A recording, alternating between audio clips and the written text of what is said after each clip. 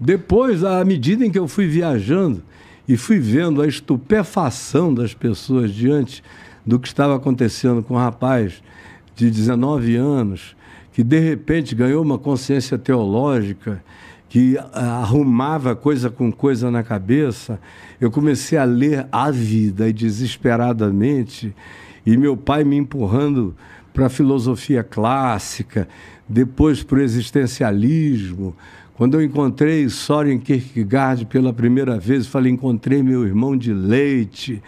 Aí fui encontrando identificações variadas com gente pensante, e a minha mente foi desenvolvendo as suas próprias elucubrações e reflexões. Isso tudo que você lia, todo esse teu estudo, todos esses autores, tudo isso que você via, já convertido, tu conseguia enxergar, tu conseguia encaixar Jesus, Deus, em tudo isso que você lia, que não necessariamente tinha a ver com uma noção teológica? Eu nunca não vi Jesus em coisa alguma. Eu sempre vi Jesus em tudo. E foi por isso que eu acabei desenvolvendo um teorema hermenêutico. Uhum. De interpretação. Eu vi você conversando com Pondé e vocês falam bastante sobre isso. Sobre Jesus, a chave hermenêutica. Isso. Porque eu comecei a olhar a vida a partir de Jesus. Jesus é o código, ele é a senha para o entendimento do mundo na tua visão. É mais do que a pedra filosofal, é mais do que o melhor encaixe. Sem Jesus, você pode compreender muita coisa, mas você não chega lá. E quando eu estou falando de Jesus, eu estou falando do Cristo. Porque Jesus é o Cristo que se encarnou há 2000 anos atrás. Uhum. Mas o Cristo é eterno. O Cristo é aquele que gerou, vamos supor que o Big Bang seja verdade. Tá. Não é? As teorias estão começando a variar, ainda vão variar muito. Mas vamos tomá-la como um pressuposto teórico ilustrativo do Big Bang. Então, Jesus é Deus morrendo. O universo é criado pela morte de Deus em Cristo. Como Paulo diz, Pedro diz, João diz, que o Cordeiro, o Cristo de Deus, foi imolado antes que houvesse cosmos. Isso é extraordinário. Antes que houvesse átomo, antes que houvesse qualquer coisa. Isso é difícil de caber na minha mente, para ser sincero. Na mente de qualquer um. Isso é absolutamente chocante. Que a gente Bom, vamos lá. A minha percepção de mundo, ela é amarrada pelas leis da física, pelas coisas que a ciência nos diz, pelas teorias, como a do Big Bang e tudo mais. Uhum. Então a gente pressupõe, por exemplo, o tempo, a gente pressupõe espaço, a gente pressupõe um monte de coisa, gravidade, que tem a ver com a física e tal. Você falar pra mim que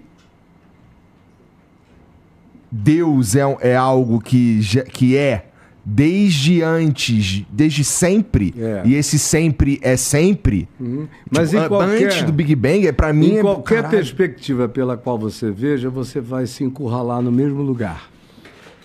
Por exemplo, a gente está aqui, é Vila Prudente, né? São Paulo, Brasil, América do Sul, América Latina, Ocidente, Sul do planeta Terra, Sistema Solar, e aí você vai. Isso não foi difícil para eu compreender, eu tive um susto com essa percepção com 7 anos de idade, um susto que quase me engoliu vivo. Eu não sabia nem o que era aquilo, mas eu fui chupado, sugado por esse negócio, que está para além de toda lógica. E o que vem depois do que e o que é dentro do que? Em relação ao que cada coisa é. É a pergunta da física até o dia de hoje. Foi a pergunta de Einstein, foi a pergunta do Stephen Hawking, é a pergunta dos físicos contemporâneos. Todo dia eles estão criando uma nova tentativa de teoria. Aí, por exemplo, espaço-tempo. Hoje em dia você já sabe da relatividade do espaço-tempo, você sabe que o espaço-tempo podem ser dobrados, você pode atravessar dimensionalmente de um lugar para o outro da galáxia, se dobrar o espaço-tempo. Não é maluco pensar que tudo isso, vamos lá, a teoria da relatividade, isso aí tudo ser dobrável e tal, isso é a partir de um ponto. Teve um ponto, que foi supostamente o Big Bang. Só que Deus não existe. Deus não existe. Se Deus existisse, ele seria uma criatura no meio da criação. Deus não existe. Deus é. Então ele é aquele em quem todas as coisas são e existem. Mas ele próprio é o que o Novo Testamento ensina, não é achável em lugar nenhum, é aquele que nunca ninguém viu e nem verá. A peremptoriedade da afirmação do Novo Testamento é tão chocante que ela diz isso. Ele é aquele que olhos nenhum jamais viram e nem verão. O único que revela a Deus é o unigênito do Pai, que é o Cristo eterno, que é a expressão dele para a criação, para aquilo que é criaturável em todas as dimensões. Mas até a nossa dimensão de espaço-tempo, hoje em dia já está em relatividade total. A gente sabe, a teoria das cordas já nos colocam na possibilidade de 9 planos dimensionais paralelos, que coincidentemente são os 9 planos que Paulo menciona no Novo Testamento também. Coincidentemente? Coincidentemente, 9 planos paralelos, de existências paralelas. Então, eu não tenho como não ver Jesus em tudo. Eu vejo e não me choco nada, os milagres de Jesus. O crente religioso, ele diz, não, Jesus tem poder porque ele andou sobre as águas. Meu Deus, ele andou sobre as águas porque ele é o criador de todos os fenômenos que existem em todas as dimensões, de tudo que se possa configurar como sendo criação. E aí o que ele dobra a gravidade, ele dobra o espaço-tempo. Para ele, aquilo não é um milagre, é milagre para Pedro, para Tiago, para João, para o Caio, para o Igor. Para ele é corriqueiro. Para ele, não. Jesus nunca violou nem lei nenhuma do que ele tenha criado, que o Cristo eterno criou. O apóstolo Paulo diz algo chocante, diz que nele tudo subsiste. Todas as coisas decorrem dele. E é interessante que João começa o evangelho dele no tempo que ele estava morando lá em Éfeso, em Mileto, do lado de Éfeso, da Turquia atual, que era um centro acadêmico maravilhoso, de Tales de Mileto, que foi o primeiro filósofo naturalista, muito antes dos filósofos gregos clássicos. Foi o cara que surgiu com o conceito do átomo. Ele disse que o universo tinha seu sentido, sua razão de ser no Logos, que é o que João diz, no princípio era o Logos. E o Logos estava com Deus, e o Logos era Deus. Todas as coisas foram feitas por intermédio do Logos.